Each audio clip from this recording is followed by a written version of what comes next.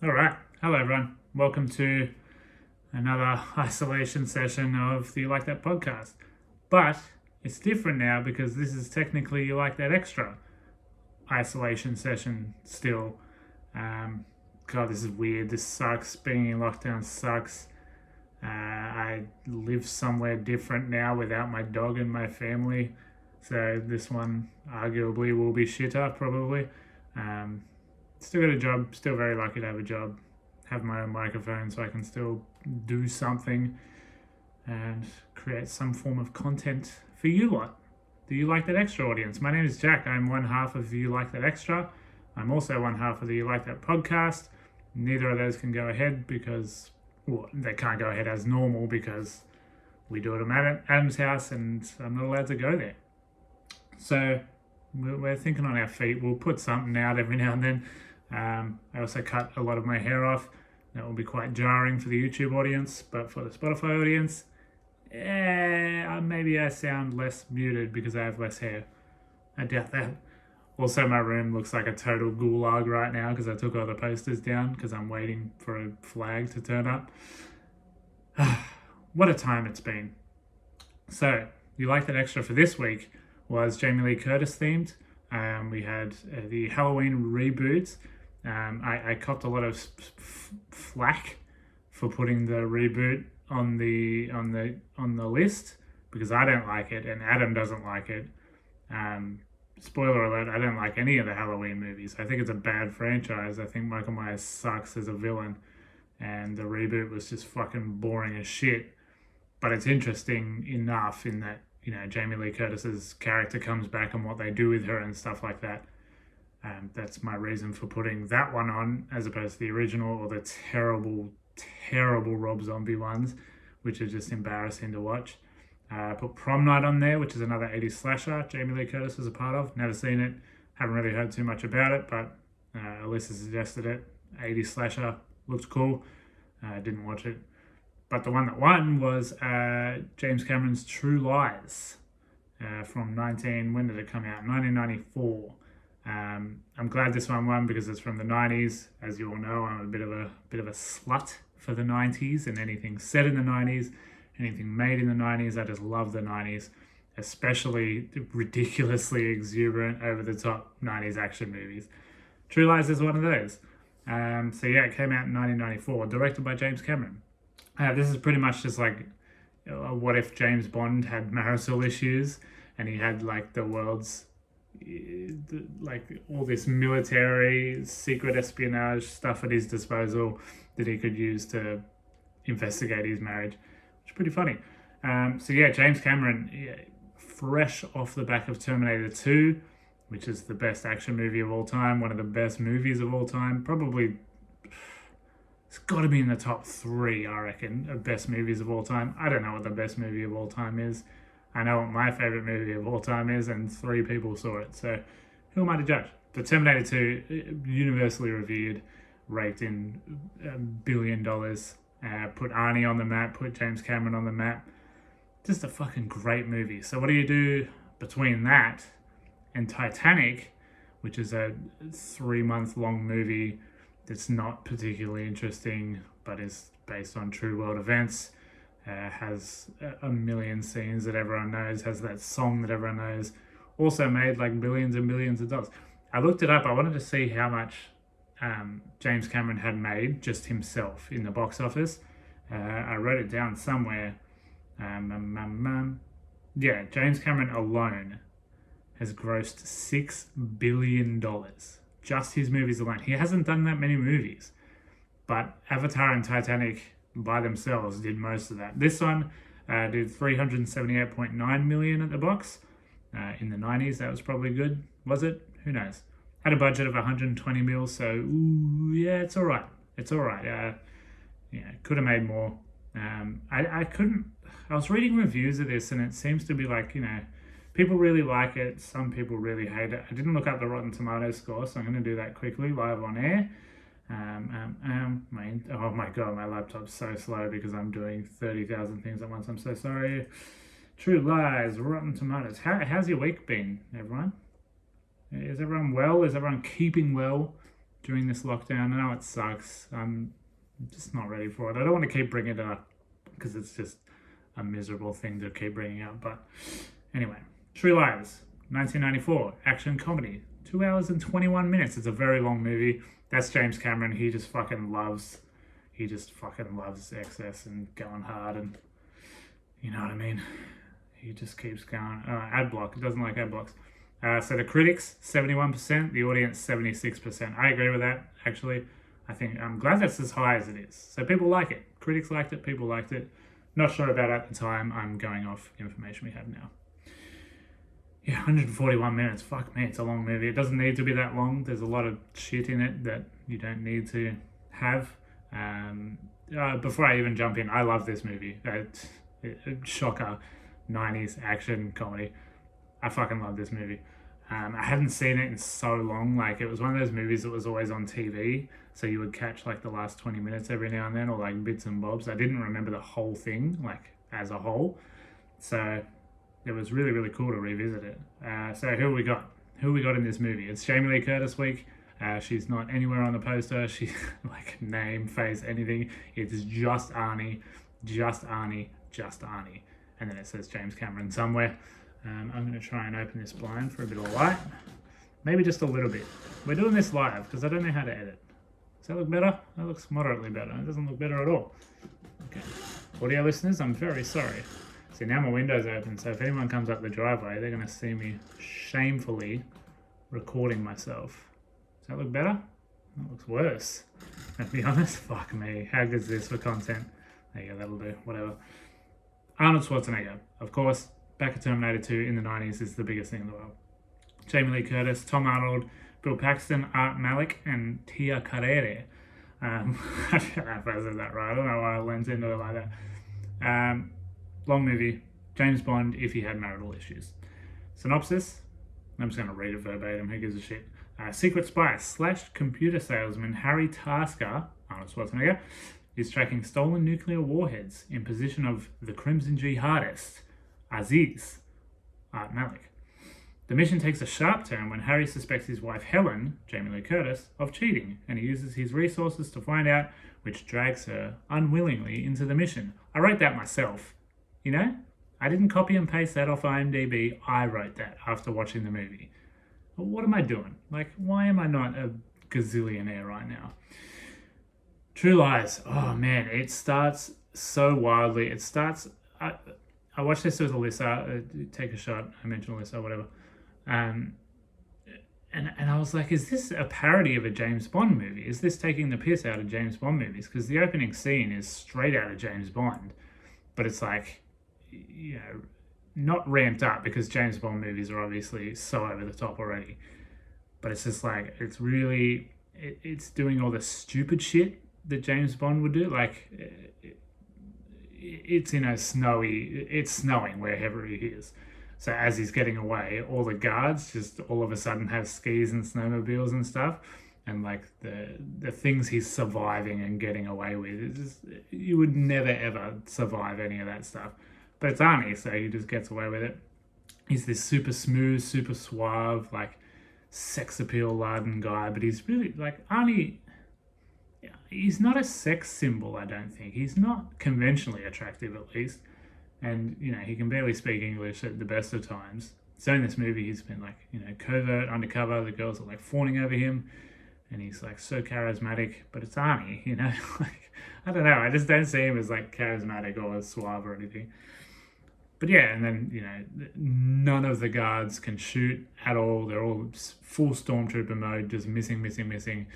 Arnie is not in any danger at all at any time, which is very funny. But he like turns around with this dinky little pistol and just nails everyone. So like, it's definitely a love letter to the James Bond franchise in a weird way. Like, you know, you can love something and take the piss out of it. I'm sure your girlfriend just mercilessly roast you. That joke fell off a cliff because I couldn't say the fucking word right. God, I need Adam here. Like, I know I say it every time I do something solo, but these are so fucking hard without Adam to just stop me when I start on one of these, especially on one of these meta talking about myself moments. So yeah, the movie starts off super spy espionage, and then you cut to his family life. You know, his wife just believes he's a mild-mannered computer salesman, always sort of staying late at the office or off on a business trip, you know, at a convention or whatever. Yeah, whatever, pretty standard spy movie stuff. But she believes it. Like Helen just fully believes him. Well, it seems like she just fully believes him, and you know, he's just getting away with it pretty much. He's just a super spy, and she even makes a joke at one point. She's like, "Oh, it's not like you're saving the world." And he's like, "But I am." Yeah, the movie happens, things happen, and then you get introduced to this. You get Bill Paxton, who is just so fucking funny in this. Bill Paxton, man, what a loss to the world that his passing was, because Bill Paxton is just incredible. He's always Bill Paxton, but not in an annoying Ryan Reynolds way. He's always funny, or you know, you believe him as a big action movie guy, or you believe him as a bumbling, you know, slimy liar in this one, just trying to get in with married women. And he goes on this horrible tangent about how, you know, how he works his schemes and stuff. He's pretending to be a super spy, and that's how he drags them in. And it's disgusting. It's completely disgusting, but this is the 90s. Whatever. And that's how Helen gets brought into Harry's the spy world. That's how she finds out he's a real spy. He uses all of the military resources available to find out if his wife is cheating, instead of just talking to her or not being as neglectful, you know, just turning up more.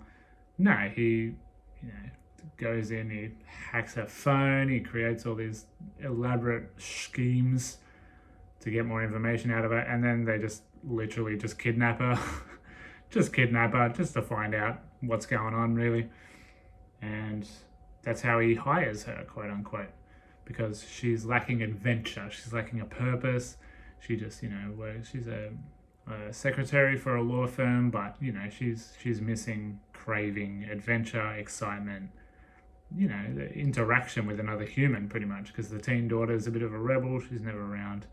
Arnie is off being James Bond. And that's how their worlds converge. And converge, is that a word? Surely that's a word. That's how they cross paths and become one. I thought, and I had misremembered this movie. I always thought that Jamie Lee Curtis was just another secret agent, a la Mr. and Mrs. Smith, kind of the same thing. But she's not at all. She gets brought in via a slimy guy pretending to be a super secret agent, and then actually becomes the super secret agent, pretty much. And that's when that scene comes in, the strip scene. Everyone's seen it. Pretty much everyone's wanked to it. Like, let's be honest. Jamie Lee Curtis is stunningly attractive. And that dance, like, strip dances are weird and awkward. And I think we've spoken about that in question time before, but it's weird and awkward and don't do it. But it's a fun scene to watch, you know. She's killing it, man. She's crushing it, and she's doing a little mission while she's doing it. Arnie's sitting there. How she doesn't know it's Arnie is just baffling, and it's hilarious. He's holding like a tape player and just like playing recorded voice lines, so like she doesn't hear his voice, because let's be honest, Arnie has the most distinctive voice in the world. And he's playing a tape, and it's very obvious that it's a recording. You would just know straight away. And he's like in darkness, but it's just his eyes, and there's a lot of eye acting. Very good eye acting, Arnie. Well done. If there was an award for eye acting, you would have won in 1994. Well done. And yeah, that scene's just like, man, it's hot. It's hot, I'll be honest. Like, it's just a fucking hot scene. Shout out Jamie Lee Curtis. She's banging. And she, like, you know, Jamie Lee Curtis really, I suppose we might as well talk about her, seeing as it's her themed week. Jamie Lee Curtis really took charge in this movie. Like, she wasn't directing or anything, but her and James Cameron worked together a lot. Like, she rehearsed that strip dance scene to a T, like, even to when she, like, stumbles at one bit and she falls over, and it looks like totally just a mistake caught on camera that they left in. But she rehearsed. Her and James Cameron discussed, like, yep, that's absolutely going to happen. Arnie doesn't know, so Arnie's reaction is genuine. but her falling over was rehearsed. She even brought her own lingerie, like that's her lingerie just from home, I guess. I don't know why that was in the IMDb trivia. Like some creep just like, ugh. But yeah, and then later on there's a big stunt, a big 90s stunt. We'll get to the stunts soon because it's me and I have to talk about stunts, especially in a 90s movie. It's a stunt later where she's hanging out the top of a limo, a driving limo, and she has to grab onto a helicopter like via a stuntman, and she did that. Like that's all her. Everything is her in that bit. Like it's crazy, man. That's Jamie Lee Curtis, like big actor at the time. Like you would, I don't know. I just would never assume that she would do her own stunts, and not because of who she is as a person or who she is as an actor. Just at that time, the insurance, the loopholes she must have had to jump through to get that stunt done. And also, it's just a fucking ballsy stunt. Like, I wouldn't do that. Jesus Christ, it's amazing. It's an amazing stunt, and it looks great. You can tell it's not Arnie in a lot of the stunts. In the beginning bit in the snow, like it's so obvious it's not Arnie, and that's why I thought it was taking the piss out of James Bond movies, because they make the stuntman so obvious. But maybe they just didn't give a fuck. I don't know. But it's very strange. Jamie Lee Curtis just did her own stunt. Like that's incredible. That's incredible. Sorry. That's my apology. I got distracted by my own notes. So yeah, Jamie Lee Curtis is great in this. She's not damsel in distress, and she's not just sad wife. Like even when she is sad wife, she's very likable, very charismatic. You really feel for her, very sympathetic. Like she just wants a bit more out of life. She just wants a husband to talk to, she just wants something. So you really feel for her, and you're just like, yeah, well, that's why she went off with this other creep. And before you know they're not banging, you're still like, yeah, it makes sense if they're banging. Like she just needs to be banged. People need to be banged, man. Just bang people. Don't just bang people. Like, ask them first. God. So let's get to the stunts, because man, it's the 90s. It's Arnie. It's James Cameron. This is just 90s excess in droves, man. Like the first scene, there's some explosions and some snowmobile crashes and stuff. Whatever. It's not that impressive. And then there's a horse chase later on for some reason. This guy, Aziz, they get very close to each other, and Aziz gets away on a motorbike. Arnold Schwarzenegger steals a police horse because he's CIA or whatever he is whatever the special task force they are, and apparently he just has the authority to just steal a police horse and get away with it. But yeah, that police horse, like there was 4 horses used, so you have to assume a lot of them got hurt or died, and you just try not to think about that too much. You don't really look out for the no animals were harmed during this movie, because it's safe to assume that animals were harmed during this movie. They stick one in this tiny elevator and it like doesn't really fit. There's one on like high sets. There's jumps over park benches. A lot of incredible crowd work in this. Like all through this movie, there's so much really impressive crowd work, because they're running through a hotel and stuff. So it's super close quarters, and a horse is still unpredictable, even if it's a stunt horse, a trained, paid horse. It's weird to say. So yeah, it's just really impressive. All the extras are impressive. The stunt coordination, the direction, just really fucking impressive. And they did a fine job. It looks great. You can tell all the stunts were just done for real. Again, that's how you make me like a movie, is just to do shit for real. Arnie nearly died. He nearly died making this movie. Arnold Schwarzenegger nearly died. His horse got startled and ran out of control. One of the horses got startled and ran out of control. But he slid off the side, and there was a 30-foot drop off to simulate that they're on the edge of the building. And he just jumped off the horse as it was speeding towards the ledge, and kept sliding and rolling a little bit, and the stunt director rushed down and grabbed him. That's so scary, dude. 30 feet, that's a fucking hell of a drop. And when you're Arnie size, that much weight falling onto yourself, far out, probably would have killed him. Like, yeah, near fatal is right. But, Arnie actually did it. That's cool. I was just ruining before that it's very obvious stuntman. I think that's a joke. Whatever. But Arnie actually did a lot of this stuff. And then you got, fucking hell, you got massive set explosions, like just full pyro, like enormous sets, just completely blowing up. It's awesome. You got people hanging out of helicopters and speeding helicopters. Lots of people falling out of trucks on fire, in front of trucks on fire. The trucks are sometimes on fire as well. I just love all that shit. I just love a stunt so much. Any action movie, even if it's a bad action movie, if there's a cool stunt. There was that one Liam Neeson movie we watched. Which one was it? I think it was the sniper one. And like there was no good stunts because Liam Neeson can barely fucking move his 90-year-old body. But there was one car rollover, and in the review I was just like, oh my god, that car rollover is really impressive. And Adam was like, yeah, Liam Neeson is cool. He won't listen to this, he doesn't care. Don't tell him I made fun of him. But yeah, just real stunts just genuinely impressed me so much. I'm a child, I'm a pea brain.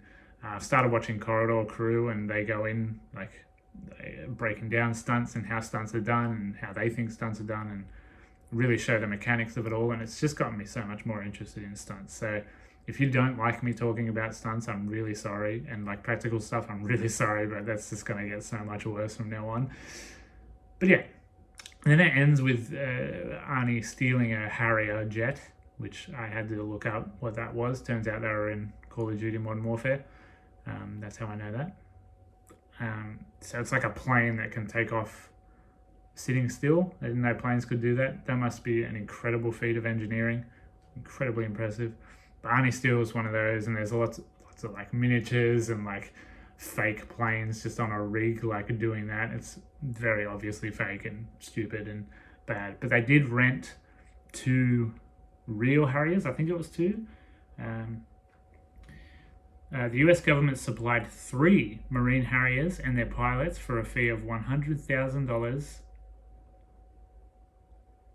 Yeah, $100,000 per hour. Per hour. They had $100,000 an hour. According to the Guinness Book of World Records, this is the first movie to have a production budget of $100 million, and it made it the most expensive movie at the time, breaking the record of the previous one, which I didn't write down the number, but the previous one is very funny because it's also James Cameron. It was Terminator 2. So yeah, this is a very expensive movie, and at parts it looks expensive, like when there are real Harriers on the thing, and when you're seeing them close down an entire Florida bridge and use that as a set pretty much, but it's all real, it's all there, like they're flying over. Looks really cool. Yeah, it ends with I haven't really talked about the story much.